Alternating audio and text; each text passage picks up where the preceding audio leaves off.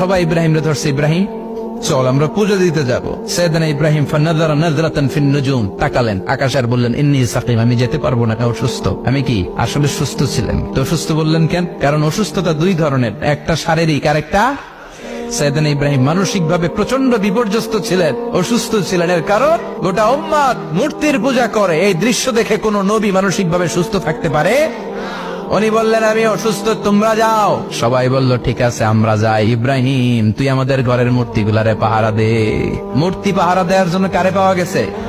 সাইয়েদনা ইব্রাহিম কয় ঠিক আছে আজকে পাহারা দিমু, জম্মের পাহারা, যা তোরা দিতাছি, পাহারা দিতেছি যা। এইবার সাইয়েদনা ইব্রাহিম মূর্তির ঘরে ঢুকলেন। দেখেন কি সুন্দর কথোপকথন আল্লাহ তুলে ধরলেন। আল্লাহু আকবার। মূর্তির ঘরে, দেবীর ঘরে ঢুকে উনি ঘুরে ঘুরে তাকায়, দেখে একটা এমনি হাত আর একটা ব্যাগ করে 14-15টা হাত নিয়ে তাকায় আছে। উনি সবগুলোর সামনে এভাবে তাকায় আছে। দেখে এক একটা এক চেহারা, একটা হাতির গণেশ স্টাইলের, আরেকটা এরকম, আরেকটা নারীর, আরেকটা বাঘের, আরেকটা তলোয়ার নিয়ে আইতাছি কোপায় ফেলাম আছে না নাই। সবগুলোর সামনে যায়, যে দেখে আর অবাক হয় কত ধরনের খোদার কাছে এরা কত কিছু চায়। আর যে দেখে প্রত্যেকটার সামনে ডেজার্টস আইটেম, মিষ্টান্ন, এক একটার সামনে রসমলাই, এক একটার সামনে কালো জাম, লাল জাম, রসগোল্লা, চামচাম, দুধ মালাই, মালাই চপ আছে না নাই। জিব্বায় পানি চলে আসছে নাকি? তো সাইয়েদনা ইব্রাহিম অবাক, কিরে এত মূর্তি, এত ডিজাইন, এত ভাবে আর অঙ্গভঙ্গি করে আছে, এত খাবার দেয়া, খায় না কেন? সাইয়েদনা ইব্রাহিম ভাবলেন মনে হয় নাগাল পাই না, আমি একটু তুল্লা ধরি। উনি রসমলাইয়ের বাটিটা নিয়ে যেটা হা করে আছে ওইটার সামনে যায়, কয় খা। কি কয়? বানাই করতেছি মনে হয়। ফারাগা ইলা আলিহাতিহিম, মূর্তিগুলোর কাছে গেলেন। ফাকালা আলা তাকুলুন, খাবি না? খাবি না দাদা, আমি কিছু খা। কোরআন থেকে বলছে, ঠিক কি না? উনি ভাবলেন ওরা হয়তো খেতে পারে না, নাগাল পাচ্ছে না, কিংবা আমারে দেখে লজ্জা পাচ্ছে। নিচ থেকে রসমলাইয়ের বাটি তুলে ধরলেন। উনি বললেন খা, আর ওগুলা কয় হা হা করে নিচ্ছে, নড়েও না সরেও না। উনি মুখের সামনে তুলে ধরে বললেন আলা তাকুলুন, খা। সবগুলার সামনে গেলেন, খা খা। কেউ খায় না, ওগুলো হা করে আছে। সাইয়েদনা ইব্রাহিম বললেন খা, কেউ কথা কয় না। উনি বললেন খাবি না কেন? তাইলে কথা ক। এই যে কষ্ট করে উড়াইলি, মুখের সামনে দিলাম, খাবি না কেন? কথা বল। আলা তাকুলুন, খাবি না কেন? কথা বল। মা লাকুম লা তাতাকাল্লামুন, খাবি না কেন? মা লাকুম লা তানতিকুন, হয় খা নয় কথা ক। বলতেই লাগলেন খা খা। প্রত্যেকটা মূর্তির সামনে গেলেন, খা। ওগুলো করে আছে আ, কোনো কথা কয় না। কয় কেন খাবি না? তাইলে কথা ক। খায়ও না, কথাও কয় না। আপনার ছেলে বায়না ধরছে, আব্বা চানাচুর দাও। কি খাম? চানাচুর কিনে দিলেন, এই নে চানাচুর। এখন চানাচুর খায় না। কিরে বাপ খাবি না কেন? কথাও কয় না, খায়ও না, কথাও কয় না। এখন বাকি আছে কোনটা? কথা কর। ফারাগা আলাইহিম দারবাম বিল ইয়ামিন, ডান হাতে কোপানো শুরু করলেন।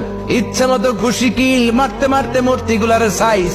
ফারাগা আলাইহিম দারবাম বিল ইয়ামিন, এক একটা নবীর হাতে জান্নাতি শক্তি দিয়েছে কে? খা নাইলে কথা ক।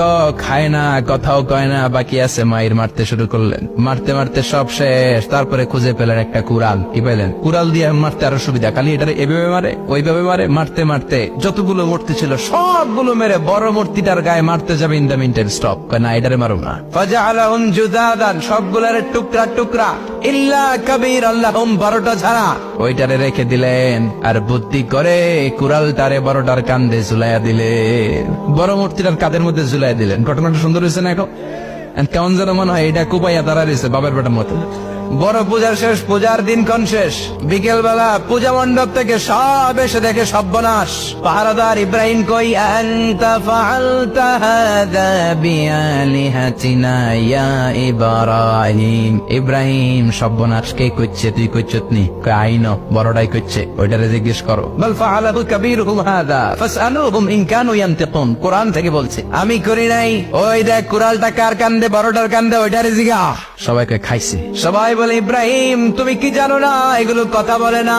সাইয়েদনা ইব্রাহিম বলে যে এটা কথা কয় না, ওইটার পূজা করস কেন? যেটা কথা বলে না, যেটা নিজেরাই নিজেদেরকে মায়ের থেকে বাঁচাতে পারে না, নিজেরাই নিজেদেরকে রক্ষা করতে পারে না, তোরে কিভাবে রক্ষা করবে? এগুলোর পূজা কেন করিস? ফাবুদিতাল্লাযী কাফার, কারো কোনো জবাব নাই, লা জবাব। সবাইকে ইব্রাহিম তুই বড্ড বেড়ে গিয়েছিস, তোরে নমরুদের কাছে নেওয়া হবে, রশি দিয়ে পেঁচিয়ে নমরুদের কাছে নেওয়া হবে। নমরুদের নাম শুনছেন? শোনেন নাই বোধহয়, শোনেন নাই? পৃথিবীতে 4 জন বাদশাহ ছিল, যারা গোটা বিশ্বের বাদশাহ। গোটা বিশ্বের 2 জন কাফের, 2 জন মুমিন। মুসলমানের একজন হচ্ছে জুলকারনাইন, আরেকজন হচ্ছে সাইয়েদনা সুলাইমান। কাফেরের একজন হচ্ছে বাখতানাসার, আরেকজন হচ্ছে নমরুদ। এই নমরুদের কাছে নিয়ে যাওয়া হলো, রশি দিয়ে বেঁধে এবার নমরুদের সাথে কি ডায়ালগ মারছে এটা তো আর কোরআনে নাই, কথা কও। এটাও আছে। নমরুদ বলে, ইব্রাহিম শুনলাম তুমি নাকি আমাদের খোদাগুলোরে মারছো, তুমি নাকি কোন আল্লাহর ইবাদত করো, তুমি নাকি কোন নতুন রবের তথ্য নিয়ে আমাদের বাবেল নগরীতে আগমন করেছো। আমি ছাড়া কোনো খোদা আছে বলে তো আমি শুনি নাই, এই বাবেল নগরীতে আমি ছাড়া কোন খোদা আছে আজকে নতুন শুনলাম। কে তোমার খোদা, কি তার পাওয়া? এবার ডায়ালগ মারা শুরু করলেন সাইয়েদনা ইব্রাহিম। সাইয়েদনা ইব্রাহিম বললেন, রব্বি আল্লাযী ইউহয়ী ওয়া ইউমীত, আমার রব এমন রব যিনি জীবন দেয় আবার মরণও দেয়। নমরুদ বলে, তাই তোমার আল্লাহ জীবন দেয় মরণ দেয়? আনা উহয়ী ওয়া উমীত। এবার নমরুদ ডায়ালগ মারতেছে।